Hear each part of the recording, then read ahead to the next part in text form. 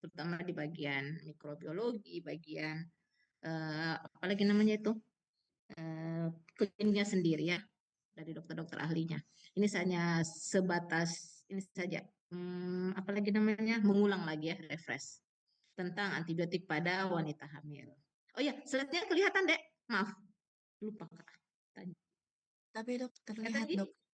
Oh iya, oke, siap. Oke, next ya. Tetap pas, jangan lupa difoto teman-temannya hadir di Kang atau tidak ya. Aduh, kenapa dia mau terpindah ini? Oke, sip. Nah, pasti sudah belajar toh antibiotik itu berasal dari mana. Nah, bahasa ternyata kita lihat ini, oh ternyata dia dari bahasa Yunani. Oke. Nah, sesuai dengan teori yang ada ya. Kalau kamu cari-cari ya pasti ada teorinya ya. Nah, kalau kita melihat namanya juga antibiotik ya. Nah, ini sebelum kita masuk ke untuk ibu hamil ya. Nah, anti berarti lawannya kan. Nah, bios itu berarti makhluk hidup, biotik ya, bios. Jadi artinya melawan makhluk hidup ya. Artinya obat ini dia melawan makhluk hidup. Padahal dia juga salah satu makhluk hidup yang kecil ya. Gitu. Berawal dari fungi ya pertemuannya. Pertama sekali itu dari penicillin ya. Obat ini apa namanya didapatkan. Nah, kalau untuk definisi antibiotik sendiri kita sudah ketahui. Tunggu saya memperkecil dulu. Definisi dari antibiotik itu sendiri adalah suatu zat kimia yang dihasilkan oleh berbagai spesies mikroorganisme. Nah, di mana yang bersifat mikroorganisme ini kan bersifat toksik untuk membunuh atau menghambat pertumbuhan.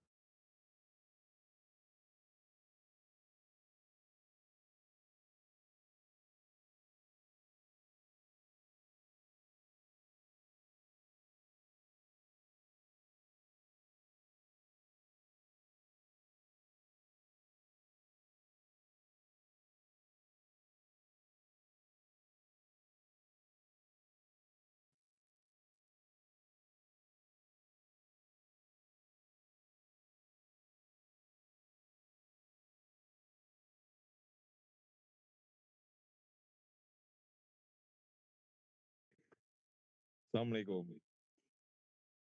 Waalaikumsalam.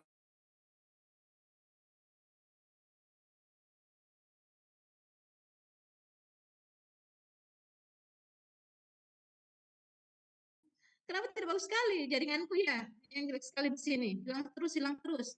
Minta maaf deh. Ya Allah. Aulia mana Aulia? Aulia. Anda Tadi ya, Astasku.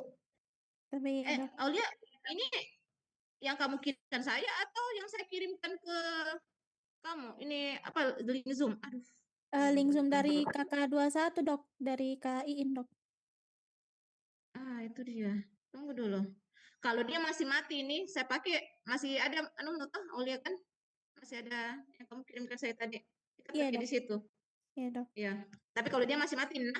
Tapi kalau Iya dia dok. sudah tidak mati ya, kita masih lanjutkan ini. Tidak tahu ini kenapa. Oke, maaf ya dia. Sampai di mana sudah itu? Ini dia.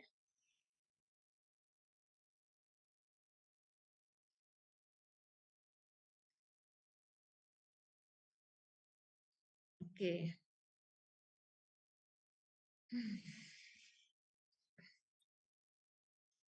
Ya, lanjut ya. Nah, definisi dari antibiotik itu sendiri adalah satu zat kimia yang dihasilkan oleh berbagai spesies mikroorganisme dan bersifatnya toksik dan untuk pastinya membunuh ya, membunuh mikroorganisme lainnya. Terus apa sih fungsi dari antibiotik ini? Menghentikan bakteri berkembang biak ya di dalam tubuh manusia ataupun hewan. Oke, itu kalian sudah tahu pasti apa antibiotik ini. Cara kerja dari antibiotik. Nah, tadi pasti sudah juga diajarkan ya sama dokter. Nah, targetnya antibiotik itu ada beberapa target untuk membunuh si antibiotik ini ya. Nah, terus kemudian apa-apa saja tempatnya ya. Pertama pastinya dinding selnya dia hentikan dahulu perkembangannya, terus kemudian menghalangi produksi proteinnya karena kita tahu bahwa bakteri itu pasti untuk mengembangkan dia pasti melalui protein ya metabolismenya. Terus kemudian antibiotik juga ternyata menargetkan tentang DNA-nya atau replikasi DNA-nya, berarti merusak ya bagian sel-sel di dalamnya. Nah, untuk bakterinya, adik-adik juga sudah tahu juga pasti namanya ada klasifikasinya, ada namanya bakteri gram positif dan bakteri gram negatif. Yang penting intinya adalah kalian harus tahu bahwa ada dua cuman bakteri, ya, yang positif dan yang negatif. Nah, apa-apa saja positif dan apa-apa saja negatif, ya nanti boleh dicari di bagian mikrobiologi apa-apa itu, ya. Salah satu pastinya di Staphylococcus dan kawan-kawannya, ya. Terus kemudian, apa sih perbedaannya juga pasti sudah ada tahu tentang karakteristiknya bakteri gram positif seperti apa, negatif seperti apa, lapisannya seperti apa, ya. Karena pasti yang tadi saya sudah bilang, dia pasti menargetkan ada 3 tempat, yaitu dindingnya, terus kemudian proteinnya, sama DNA-nya, ya. Gitu. Nah, dia pasti akan mencegah terjadi perkembangan seperti itu. Terus ini kalian bisa baca, ya. Nah, terus di sini reaksinya ini kan sebenarnya dari mikrobiologi, ya. Nah, untuk bakteri gram positif dan bakteri gram negatif, perbedaannya tadi dinding selnya seperti apa, resistensi yang paling penting adalah ini, di paling bawah adalah kepekaan terhadap streptomisin, ya, obat ini, karena ini salah satu dari obat antibiotik yang biasa digunakan, ya, yang biasa digunakan, tapi bukan berarti tidak digunakan pada ibu hamil, tapi tetap ada juga digunakan, hanya saja ada tempatnya, ada waktunya kapan kita gunakan streptomisin tersebut.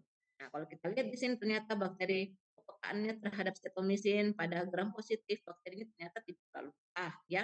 Kalau bakteri gram negatif berarti dia peka. Tapi ingat, ini berarti obat-obat untuk antibiotik itu sendiri, apalagi namanya, ada cara kerjanya, ada yang spektrum luas dan ada juga spektrum sempit, ya. Tapi ada juga pasti sudah belajar. Gitu. Nah, ini salah satu dari tadi saya bilang klasifikasi dari antibiotik untuk spektrum luas, sempit, ya. Kemudian kalau kita lihat di sini spektrum luas, mungkin ada yang sudah tahu, ya, apa saja itu yang spektrum luas di sini, ya. Kemudian kalau kita lihat bahwa berarti yang kalau dikatakan luas, berarti dia berbagai jenis tipe bakteri yang bisa dia bunuh, dia hambat, ya. Nah, karena dia luas, berarti bisa negatif, negatif apa, bakteri gram positif, berarti juga bisa juga bakteri gram negatif, ya, seperti itu. Kalaupun sempit, berarti salah satunya bakteri yang biasa dia bunuh. Nah, apakah itu hanya gram positif kok atau gram negatif kok, ya, seperti itu. Jadi ini dilihat lagi. Terus kadang-kadang nanti kita cerita sebentar, saya konfirmasi lagi tentang ini. Kapan kita gunakan sempit, luas dan apalagi namanya satu-satunya, ya, seperti itu. Nah, untuk farmakodinamik sendiri kita bisa lihat di sini tadi sudah, ya, saya jelaskan dia pasti mengganggu apa. Nah, pastinya dinding sel, ya, ini sama, ya, farmakodinamiknya bagaimana proses kerjanya pasti dia mengganggu. Kalau untuk ini mengganggu sel, mengganggu membran sel, oh ya, semuanya mengganggu, ya, tidak ada yang berarti. Tapi ada nanti yang menghambat, ya, salah satu dari kemudian untuk aktivitas dari potensi kerjanya sendiri kita lihat ada bagi dua, yaitu ada bakterisid dengan bakteriostatik. Nah, kalau kita lihat di sini bakterisid itu apa? Yaitu membunuh bakteri dengan mengganggu. Nah, ini tadi dia mengganggu struktur selnya, ya. Kemudian atau proses metabolismenya, berarti di dalam selnya itu dia ganggu obat antibiotik ini bekerja untuk mengganggu struktur selnya dan metabolisme tempat bakteri tersebut apa namanya berkembangnya seperti itu. Dan untuk bakteriostatik sendiri yaitu menghambat pertumbuhan bakteri dengan mengganggu proses metabolismenya, tetapi dia sintesis proteinnya, ya, seperti itu. Dia menghambat metabolisme tapi sintesis proteinnya. Nah, oh ya, contoh dari bakterisid ini, ya, adalah salah satunya seperti penisilin dan obat cefalosporin, golongan obat antibiotik apa namanya penisilin dan golongan obat antibiotik cefalosporin untuk yang bakterisid, ya, itu salah satu obatnya yang mengganggu struktur sel, ya. Saya ulang lagi, bakterisid ini salah satu obat antibiotik yang digunakan dan dia mengganggu struktur sel, yaitu penisilin dan cefalosporin, golongan penisilin dan golongan cefalosporin. Sedangkan bakteriostatistik itu statik ini dia mengganggu proses metabolismenya, tapi berarti dia di apa namanya di proteinnya, ya, di proteinnya. Satu itu tadi selnya, ini di proteinnya. Contoh obatnya, mungkin juga kalian sudah tahu nih pasti, tetrasiklin dan macrolide. Jadi golongan obat tetrasiklin dan golongan macrolide, ya seperti itu. Nah, kalau untuk struktur kimianya ada juga sudah tahu seperti apa ya, masih juga belajar di biokim ya tentang struktur kimia, bagaimana beta laktam, makrolide, glikosida, ini semua pasti semua sama-sama cincinnya, ada beta laktamnya, ada makrolide-nya. Ini secara umum saja saya ajarkan ya. Nah, kalau untuk beta laktam sendiri, obatnya ya, contoh obatnya untuk golongan beta laktam, contoh obatnya yaitu penisilin dan cefalosporin ya, penisilin dan cefalosporin. Terus kemudian untuk yang makrolide ya, contohnya itu golongan eritromisin dan asitromisin. Eritromisin dan asitromisin. Kalau aminoglikosida yaitu contohnya gentamisin ya, seperti itu. Contoh dari obat antibiotiknya. Boleh sampai sini, Dek?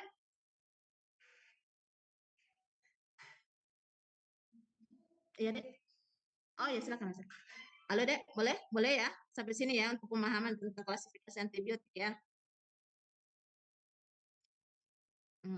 Nah, ini dia tadi ya. Untuk klasifikasi, tadi saya sudah bilang ada spektrum luas, ada spektrum sempit ya.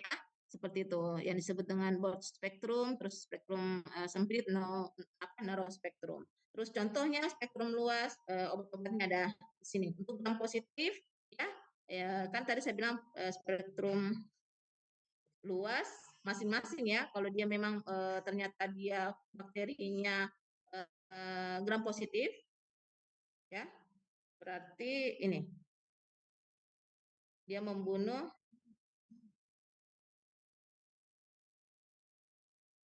ya, membunuh gram positif, dia bisa membunuh gram positif dan gram negatif.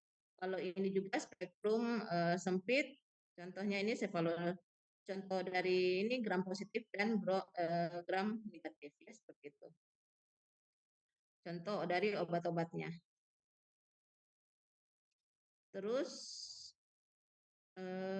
oh astaga, maaf Dek. Saya bingung kenapa tadi. Ini sebenarnya slide-nya ini sebelum hapus yang ini. Yang ini yang betul, sorry ya. Ini. Yang ini. Ah, ini slide yang betul. Nah, salah satu baru saya ingat. Allah Akbar. Tadi malam saya ganti. Nah, ini maaf ya. Ini salah satu obatnya. Saya bilang, apa ini? Saya diam tadi. Klasifikasinya ini yang betul ya. Sorry, nanti saya hapus yang tadi. Nah, yang betul ini beta laktam. Nah, ini tadi malam saya sudah edit. Selain yang kedua ini ada lagi nama lain. Oh ya, nama lain dari spektrum luas, yaitu golongannya adalah linozolid, deptomisin, dan tigecycline ya. Ini sebenarnya temannya spektrum luas. Nah, kalau untuk spektrum sempit, ya ini tadi gram positif, apa-apa saja, penisilin, eritromisin, dan kloramfenikol, gram negatif, polimixin, dan kolistin ya. Sorry, ini tadi. Ini cefalosporin generasi ketiga. Ini adalah generasi ketiga. Ini cefalosporin juga, tapi dia generasi keempat. Jadi boleh nanti dicek golongan cefalosporin generasi ketiga apa saja, cefalosporin generasi keempat apa saja. Sebenarnya ada di slide saya. Ya. Maaf ya, yang slide ini tidak ada. Maaf, ini makanya saya bingung tadi kenapa saya. Oke, saya lanjut ya. Nah, ini adalah farmakodinamiknya.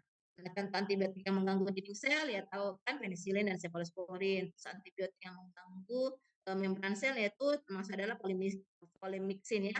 Terus kemudian antibiotik yang mengganggu metabolisme itu yaitu sulfonamid dan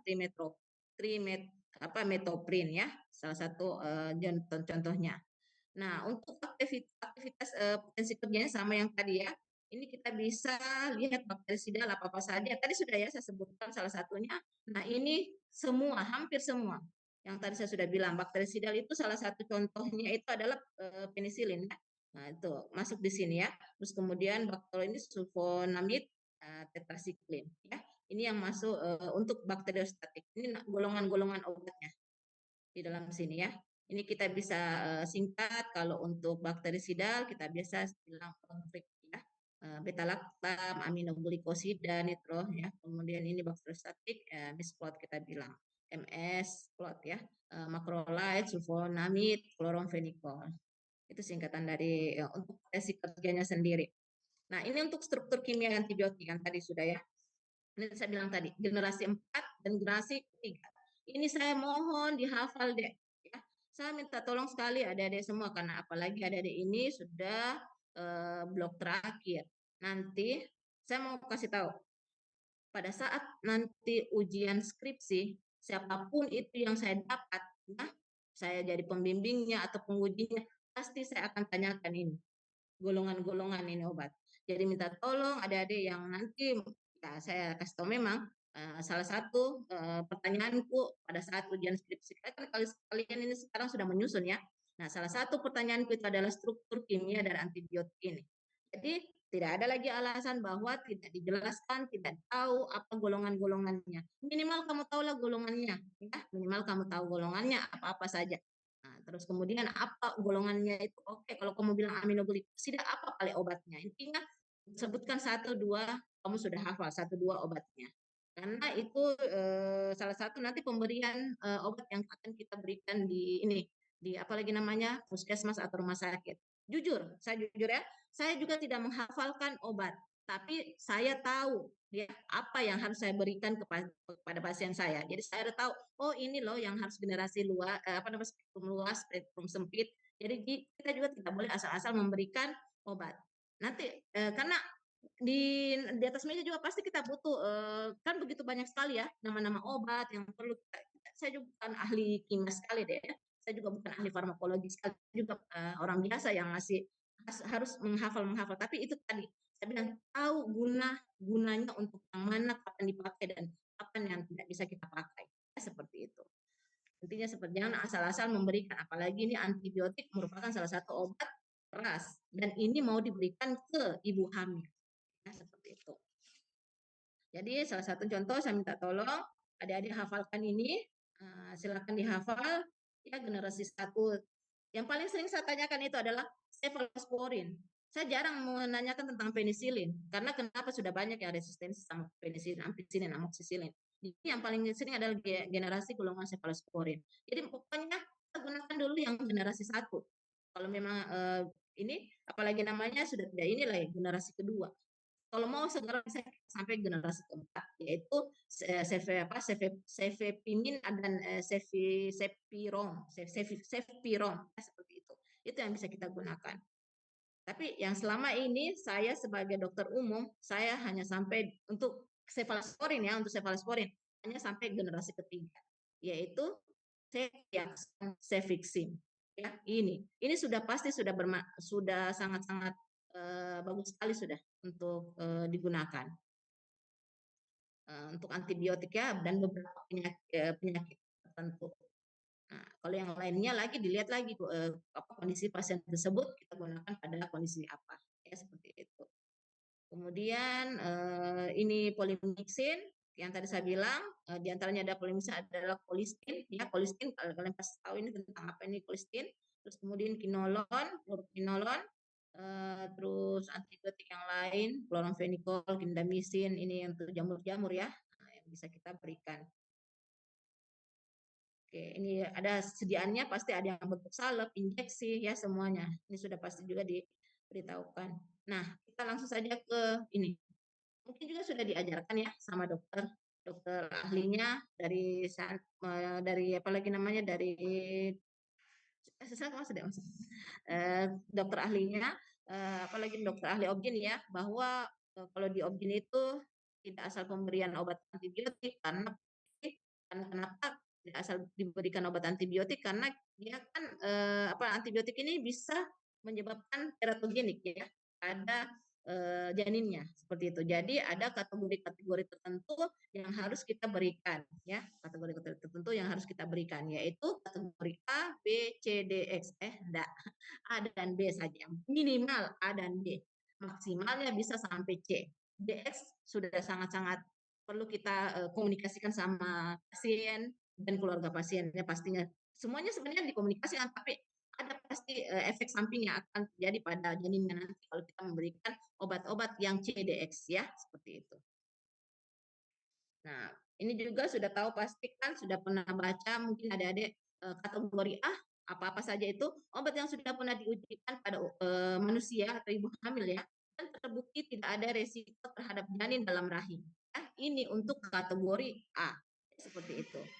Jadi kalau seandainya ada nanti soal yang termasuk dengan apa obat antibiotik yang dibutuhkan untuk ini kategori A apa pengertiannya? Oke, kalian sudah tahu bahwa ternyata yang sudah pernah diujikan pada manusia, apalagi untuk sudah diujikan pada manusia yang ibu hamil dan tidak ada resikonya sama sekali, tidak ada efeknya sama sekali terhadap janinnya ya, seperti itu.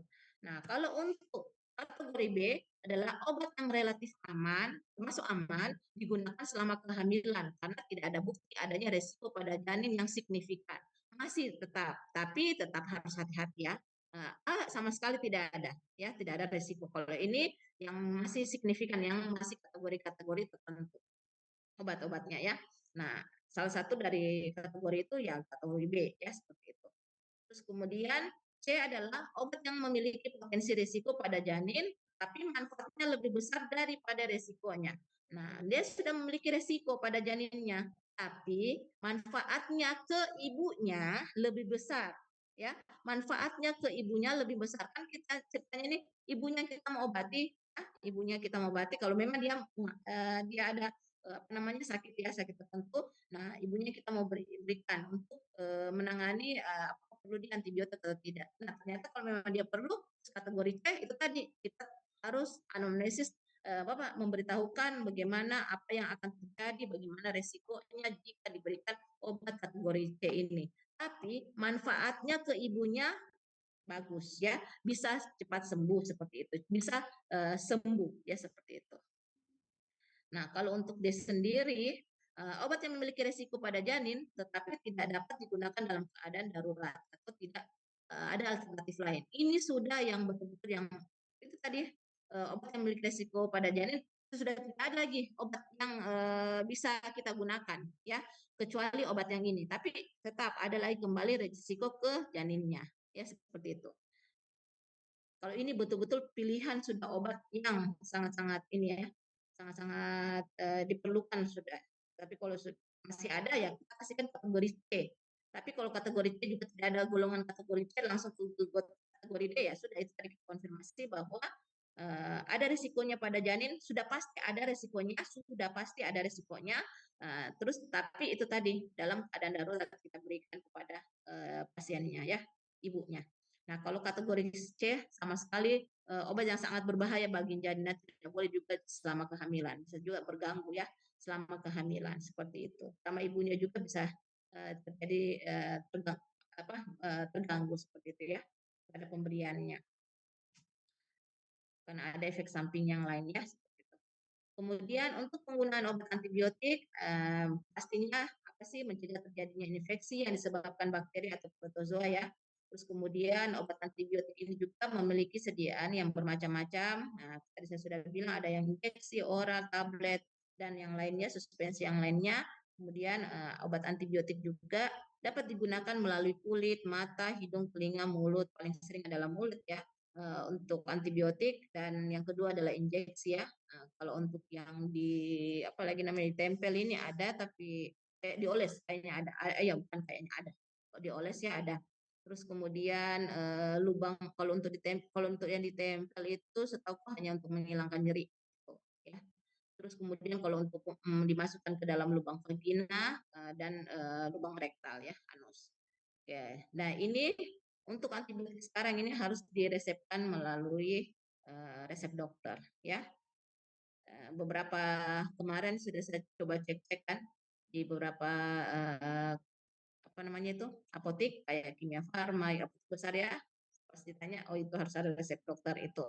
Terus di apalagi namanya beberapa apotik di sini ya, sudah harus resep apa namanya dokter pemberiannya. Karena ini termasuk obat keras ya. Nah, kemudian kalau kita lupa minum satu dosis, segera minum begitu ingat. Terus untuk ibu hamil bisa begitu juga untuk ibu hamil ya.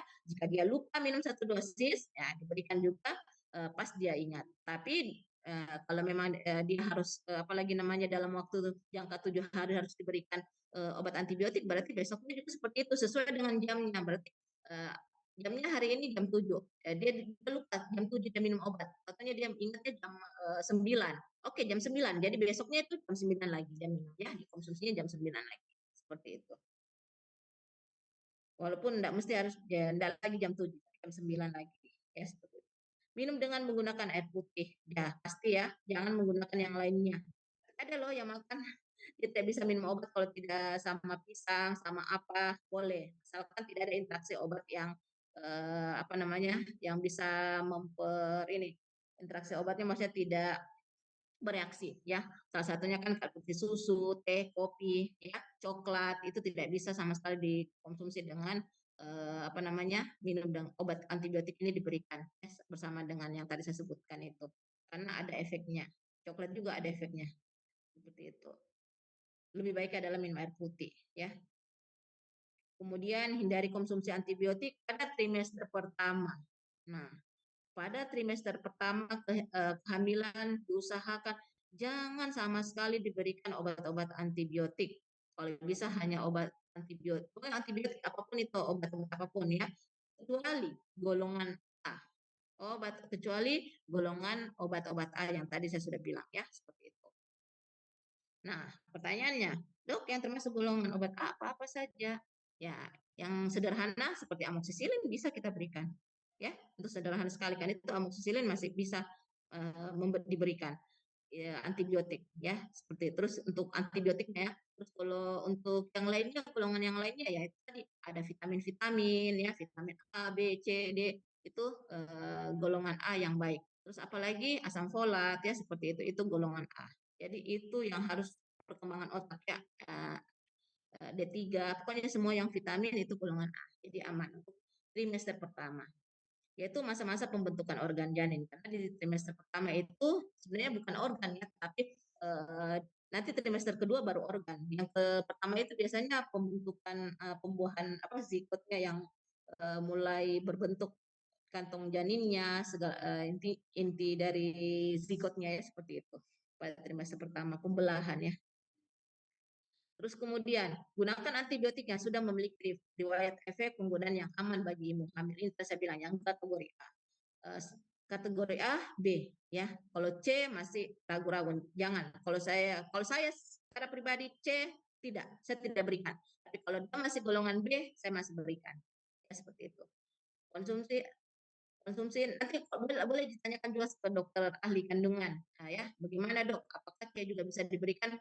Kecuali itu tadi saya bilang kecuali kalau manfaatnya lebih baik dibandingkan apa ya manfaat dari untuk ibunya harus ya itu diberikan. Tapi kalau tidak ada Ji, biar golongan B sudah bisa baik untuk ibunya ya kita berikan yang B ya seperti itu. Dan dok tidak ada dok cuma itu maaf dok di puskesmas dia hanya kategori yang C saja dok tidak ada lagi kategori B. Mendingan tidak usah dikasihkan antibiotik. Mendingan tidak usah dikasih antibiotik. Kalau intinya tidak usah dikasih antibiotik ya karena sudah memang fasilitas tidak disuruh saja apalagi namanya jaga mendingan kamu kasihkan yang golongan B tadi ya seperti itu. Terus dok golongan B juga tidak ada. Nah kira-kira apa pertanyaannya? Kira-kira kamu berikan apa? Kalau ternyata A B sudah tidak ada, yang ada hanya C. Saya tetap kembali lagi bahwa tidak memberikan obat antibiotik. Dan kalau semakin 2 hari dia ternyata tidak membaik dengan konsumsi makanan-makanan bergizi ya begitu terus kemudian dia menjaga kebersihan dan ternyata dia masih tetap dalam kondisi tidak baik maksudnya karena ada obat nah, baru kita berikan kategori C tapi kalau saya biasa saya rujuk pasienku karena saya tidak berani apalagi kalau dia bilang ini anak satu-satunya anak pertamanya. Bayangkan kalau seandainya kita sudah berikan ini anaknya itu anak pertamanya itu ternyata ada kelainan karena salah satu faktor obat ini kan yang sering-sering dia sebenarnya kalau baru 1 kali 2 kali dia dikonsumsi ya dikonsumsi diberikan efeknya masih minimal. Tapi kalau dia sering dalam sebulan, kan ibu hamil itu rentan sekali penyakit ya. Ibu hamil itu tiap trimester pasti merasa kesakitan ya. Karena pasti perubahan hormonal dalam tubuhnya ya, trimester pertama, trimester kedua, dan trimester ketiga. Dan pasti dia pasti mengeluh bahwa, oh dok saya ini sakit, demam lagi, flu. Yang paling sering itu adalah flu batuk ya seperti itu. Demam ya.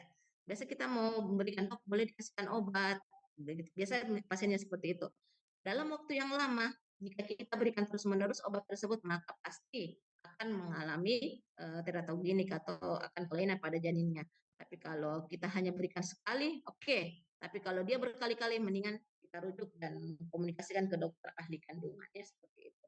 Jangan kita ambil resiko. Apalagi dia ini anak mahal. Ada namanya istilahnya anak mahal. Hanya anak mahal itu dibilang anak satu-satunya. Sebenarnya semua anak mahal ya, semuanya anak. Tapi ada yang baru, pasien baru punya, sudah lama dia menunggu pemomongannya, terus kemudian dia sakit ternyata, terus ada kondisi yang tidak ini kan.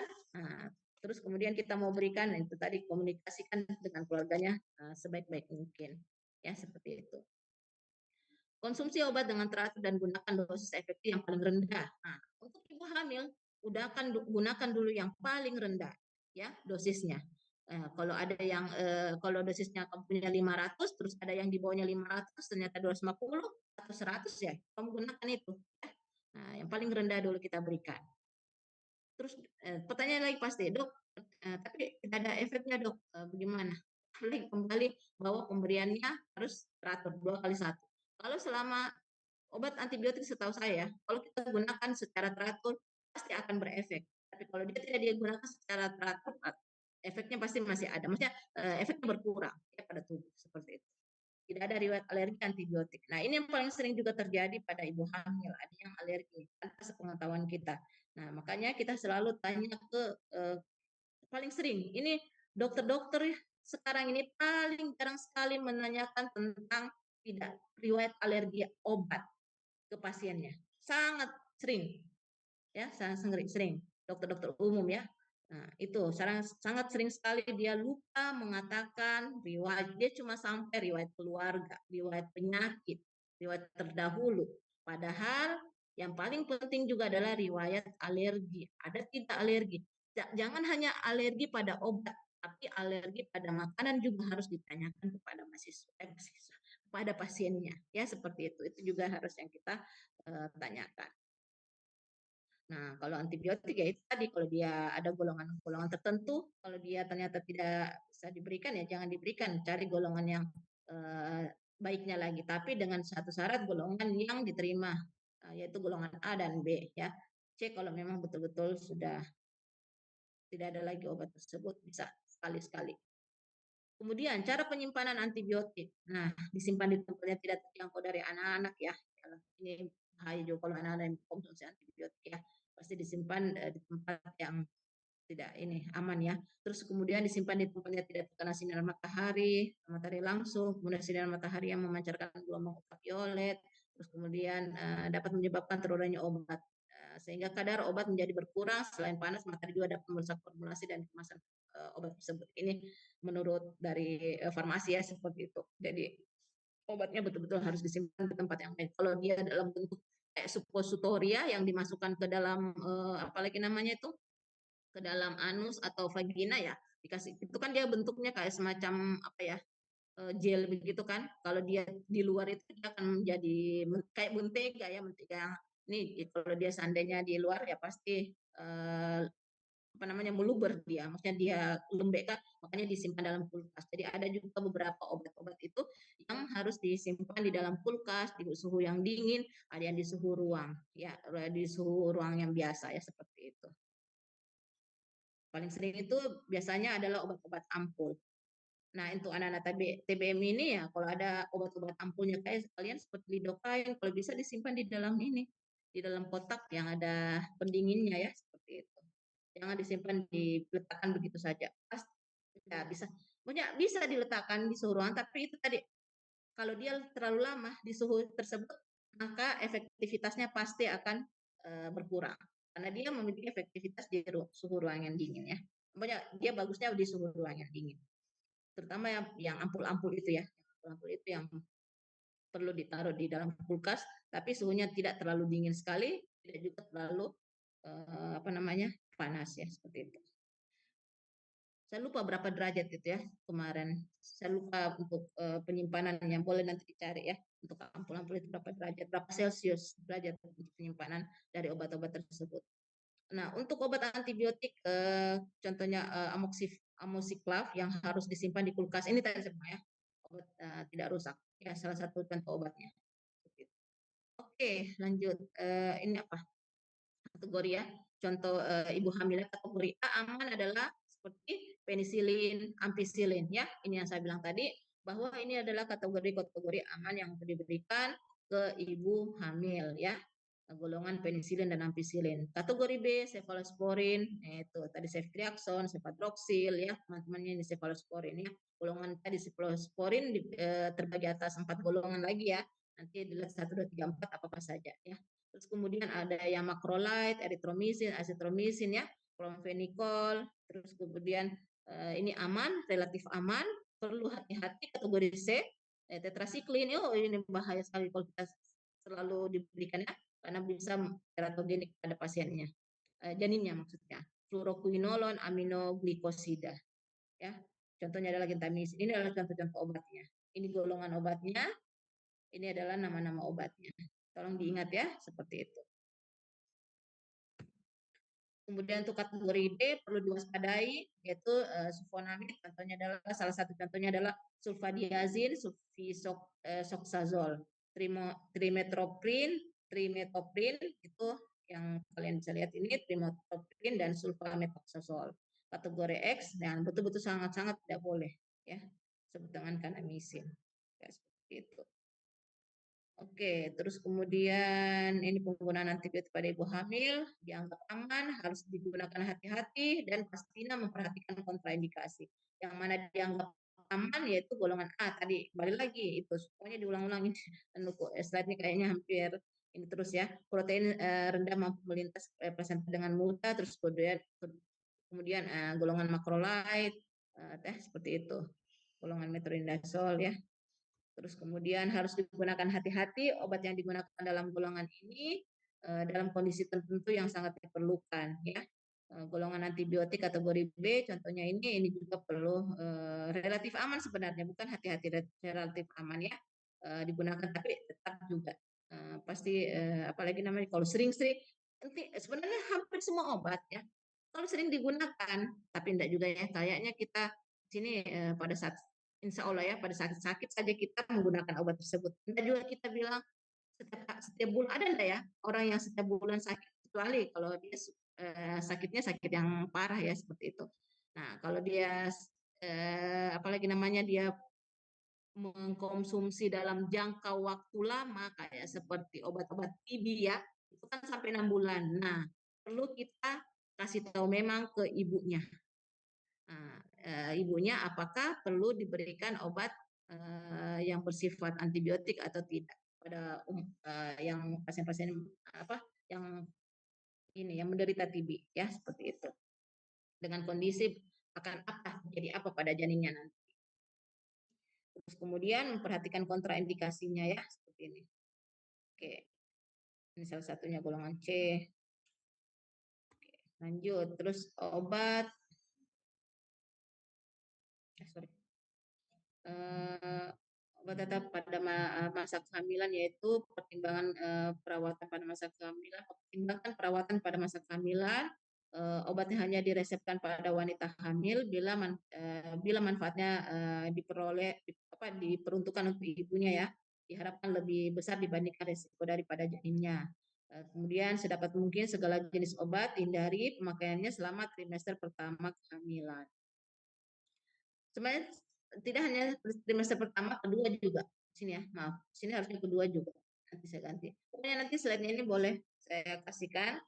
Saya ditulis ada beberapa ini trimester pertama dan kedua ya di sini. Terus kemudian apabila diperlukan lebih baik hati-hati, lebih baik obat-obatan itu diberikan hati-hati ya, dipakai secara luas pada kehamilan. Terus kemudian obat harus digunakan pada dosis yang efektif, yang terkecil mungkin dalam jangka waktu sesingkat mungkin.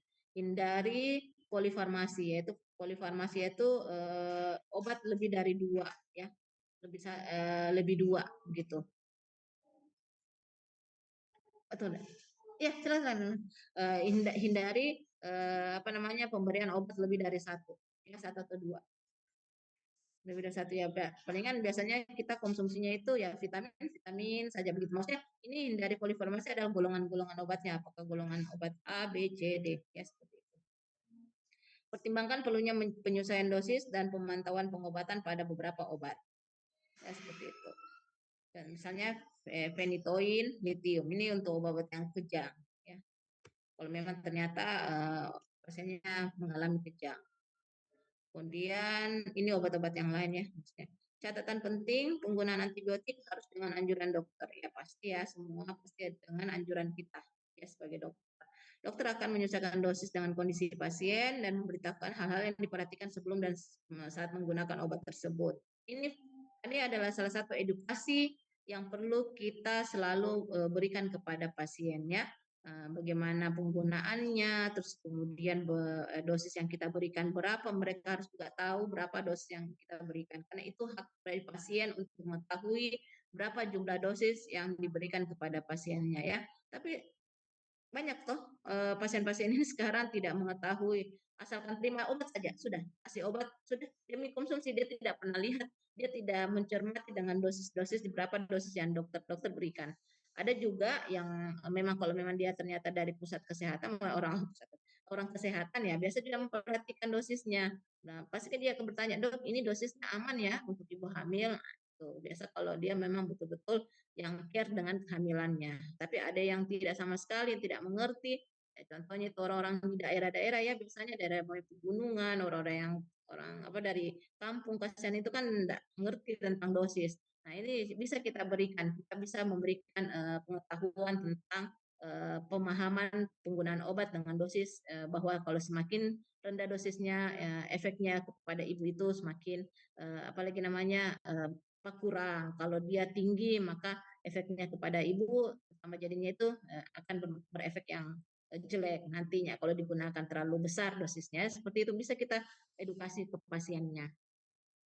Hal yang perlu diperhatikan sebelum dan saat menggunakan obat ya, itu juga serta efek samping yang dapat terjadi karena ada juga beberapa obat antibiotik ini diberikan pada saat masa kehamilan itu kalau memang ternyata eh, pasien ini butuh antibiotik ya kalau pada masa kehamilan biasanya efeknya ada mual muntah ya, ada yang tidak cocok. Nah, kalau dia sudah mual muntah tersebut, kalau bisa kita stop ya obat antibiotik tersebut walaupun indikasinya dia golongan A ya, golongan A. Dok, dia mual muntah. Terus ada tidak obat antibiotik alternatif yang lain? Tidak ada. Kita tidak berikan lagi obat antibiotik yang lain lagi. Karena ini yang A saja sudah tidak cocoknya. Jadi mendingan kita tidak usah berikan dia obat antibiotik. Kita malahan memberikan edukasi saja bahwa ibu kalau bisa tidak usah. Yang penting ibu jaga kesehatan, makan makanan bergizi, kemudian konsumsi apa namanya obat vitamin kalau ada obat vitamin yang teratur ya. Karena itu yang perlu kita berikan ke ibu-ibu yang sementara hamil. Terus kemudian antibiotik juga dapat diberikan sebagai langkah pencegahan infeksi bakteri atau dalam dunia medis dikenal sebagai profilaksis ya, seperti itu. Ini hanya profilaksis sementara kalau memang ada infeksi. Ya, kalau ada memang ternyata infeksi. Paling rata-rata itu di rumah sakit yang datang itu kalau kasus TB, ya, kasus TB, dia tidak tahu kalau dia ternyata hamil. Terus dia juga ternyata ada riwayat penyakit TB. Dia bukan riwayat, ada riwayat apa? Ada penyakit TB yang dari mana? Dari suaminya, biasanya seperti itu atau dari keluarganya. Nah, tiba-tiba dia hamil. Terus kemudian masih trimester pertama.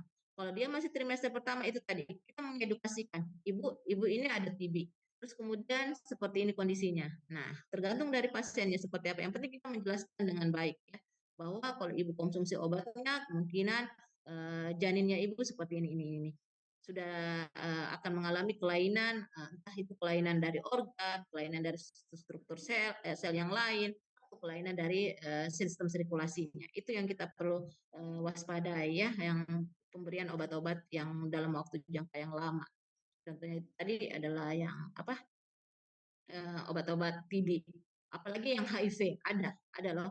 Nah, tapi ada juga dia, pengalaman saya itu dia HIV terus dia tetap mau, lahirkan anaknya. Tapi itu tadi, diberikan antiviral ya, jadi anak itu diberikan terus antiviral, antivirus, HIV.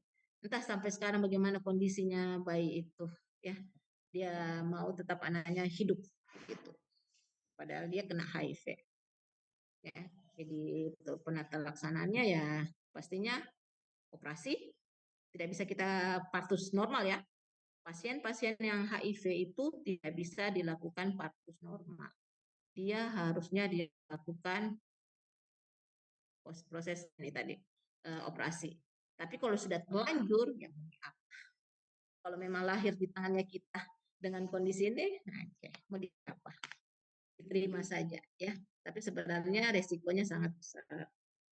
Resiko kepada kita sebenarnya, kepada penolong sangat besar dibandingkan kepada pasien karena pasien sudah kena untuk HIV ya, seperti itu.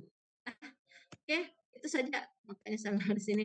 Nah, untuk pemberian obat-obat ini tetap kembali lagi ya, kita lihat bagaimana kondisi ibunya, kembali bagaimana kondisi janinnya, baik pokoknya kalau bisa penggunaan obat antibiotik ini tidak sama sekali diberikan pada trimester pertama kedua ya.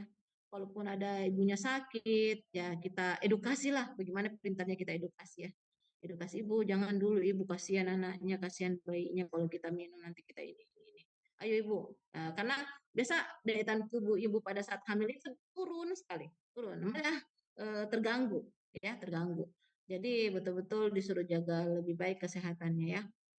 Nah, kalau bisa konsumsi cairan yang cukup karena biasa ibu hamil itu paling efek trimester pertama masuk ke trimester kedua adalah muntah-muntah ya, muntah-muntah terus muntah-muntah, makanya disuruh tetap konsumsi. Kalau dia muntah-muntah kan dehidrasi, dehidrasi pasti ada kelainan lagi. Maksudnya bukan kelainan, maksudnya dehidrasi pasti dia butuhkan cairan asupan ini ya, cairan ke tubuhnya. Kan disuruh sering-sering minum tapi tidak boleh tidak perlu banyak tapi sering. Tidak perlu banyak tapi sering. Sekali lah minumnya, minum obatnya.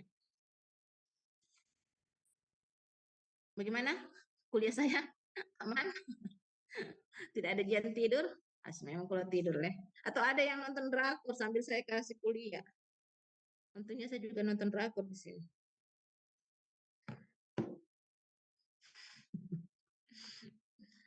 Boleh ya deh ya. Untuk obat sebenarnya antibiotik ini hampir sama aja dengan obat-obat yang lain deh. Tidak ada aja yang signifikan. Intinya adalah tempat kerjanya. Kalau ditanya tempat kerjanya sama orang ibu hamil sama ini sama. Karena dia pasti melalui plasenta ya. Itu untuk apa namanya? Proses terjadinya kelainan sawar plasenta, pembuluh darah utamanya ya di dalam tubuh, pembuluh darah besar ke apa, ke plasenta janin, ke plasentanya janin, seperti itu prosesnya. Masuknya obat-obat antibiotik. Nah, kalau saya tadi kembali sebenarnya adalah kenapa saya selalu tekankan deh tentang antibiotik karena biasa saya takut mungkin kemarin memang saya kurang aneh ya, kurang ini, kurang memberikan pemahaman sama adik-adik yang angkatan-angkatan sebelumnya tentang antibiotik. Tapi saya takutnya karena kemarin beberapa dari dokter yang lain juga tanyakan tentang antibiotik ini apa, berapa dosisnya. Pokoknya yang paling sering-sering selagi sering-sering kita gunakan ya, amoksisilin ya. Ampicillin itu jarang ya, ampicillin ada tapi jarang sekali kita berikan. Amoksisilin yang paling sering di antara generasi dari ini amiksin tadi ya, amiksin, penisilin ya, dari golongan penisilin contoh